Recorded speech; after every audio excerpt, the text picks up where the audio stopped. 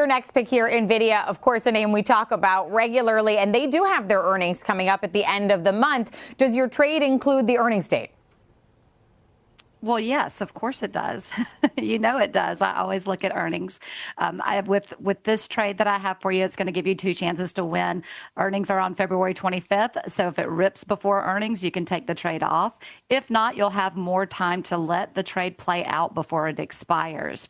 It's strong fundamentally and technically. All the moving averages are on the side of the bulls. It's a crowd favorite also. That's another reason I like it. Your defined risk, once again, this is my Fibonacci cluster of defined risk. If we go through this, you potentially may want to take the trade off because it's not working. The defined risk is 180 to 88, so put your stop just underneath, maybe about about 178 or so. The trade is a vertical. It is, the strikes are, it's a March 20th debit spread, I should say. March 20th debit spread. If you buy one contract at $5, you risk $500 to make $1,500. So here's the thing. I said 10 contracts with Micron, but what I forgot to mention is what I want you to do is size based on your account size. So I'm giving you one here on Nvidia, but hey, if you want to go up to 5 or 10 contracts, that's up to you. You have to make that decision yourself. All right, Rick, so as we take a look at Nvidia, are you also seeing the same bullish setup here?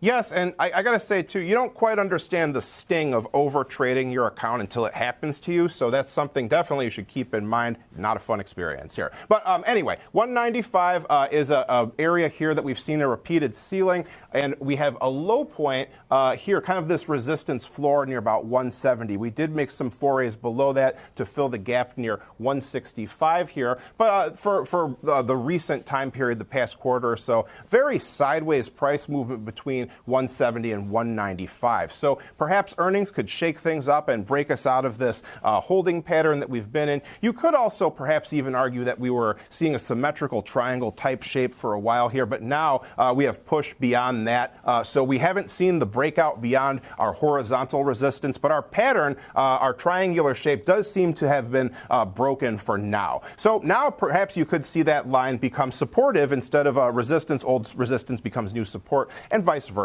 So our moving averages, in this case, we are seeing them clustered quite tightly together. Our shorter term ones, our weekly, monthly, and quarterly EMAs there are right around each other near 185, almost exactly all lumped together in that area. Meanwhile, our long-term yearly EMA, 251-day, comes in near 165, our orange-colored line there. So RSI also kind of a bit of a mixed picture here, a lower relative high. Our green trend line was broken, but we very quickly fought our way back above that 50 midline to reestablish more of a bullish outlook here. So look to see if we can make a big push beyond our recent highs and for RSI to make a matching new high in tandem with price. Our volume profile study shows this is not surprisingly really kind of the key trading area here in terms of our volume. 175 to 190 matches up quite closely with our range bound area. Further to the downside, right here stands out as well, around 155 to 160.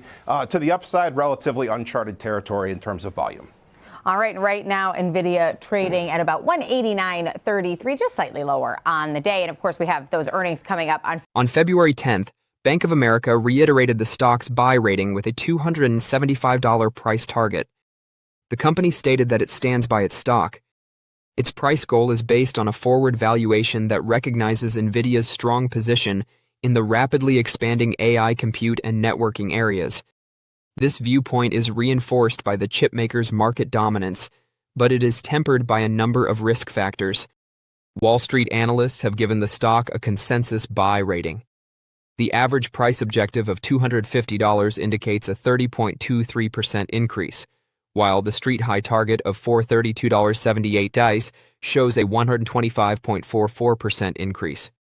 Which one should I buy? Advanced Micro Devices or Nvidia? It's a perennial debate, whether you're talking about gaming GPUs or artificial intelligence, AI. Nvidia has been the greatest winner overall, up about 1,110% since 2023, compared to AMD's 209% increase. However, since 2025, AMD has outperformed Nvidia, growing 65% versus 30%. While Nvidia has built a significant foundation in the AI space, AMD appears to be clawing back. Which stock is best for 2026? Let us find out. Nvidia is expanding quicker.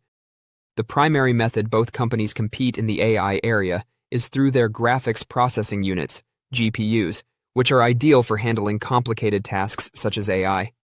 Nvidia's whole stack outperformed AMD's, making it the obvious pick at the start of the AI revolution.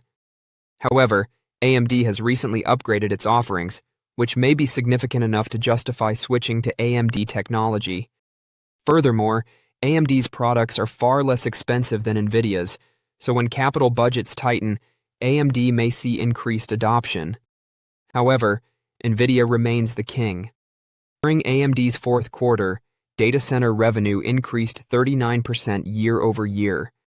If Nvidia reports 39% data center revenue growth in Q4, the stock will plummet alongside the rest of the market.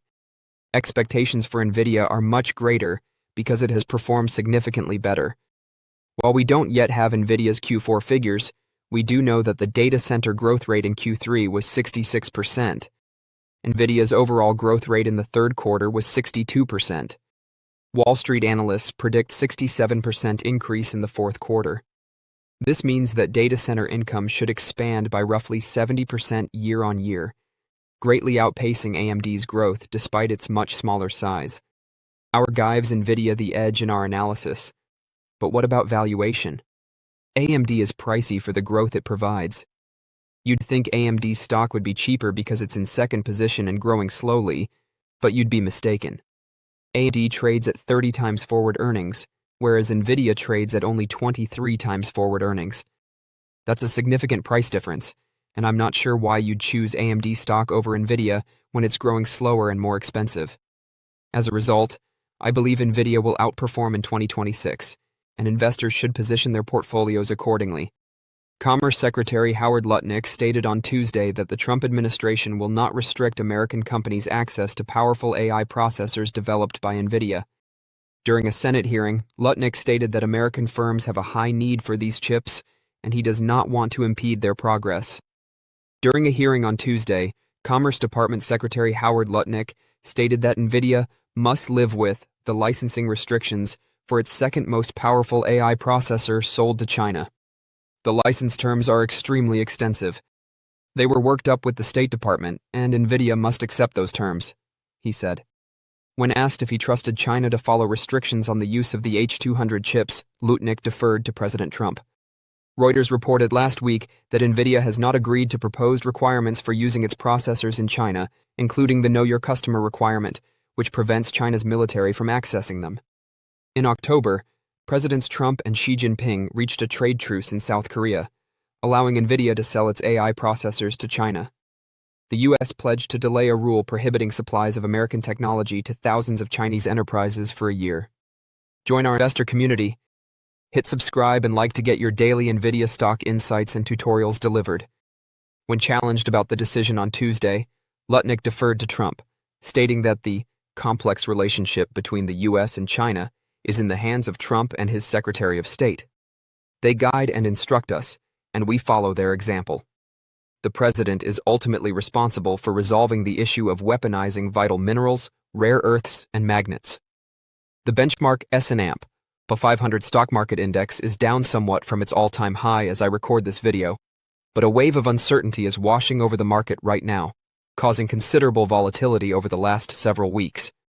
Investors are concerned that OpenAI, the world's leading artificial intelligence AI startup, will be unable to meet its massive financial commitments, and they are also considering the effects of a deteriorating job market, which could be caused by some of the Trump administration's economic policies.